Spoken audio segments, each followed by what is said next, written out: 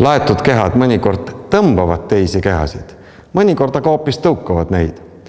Niidi otsas ripub kerge šokolaadipaberist toruke.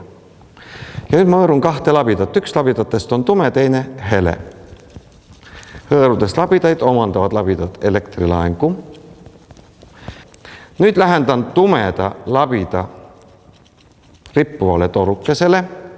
Toruke tõmbub labida külge, saab sellelt tumedalt labidalt elektrilaengu ja tõukub labidast eemale. Nüüd panen siia lähedust seleda labitakese.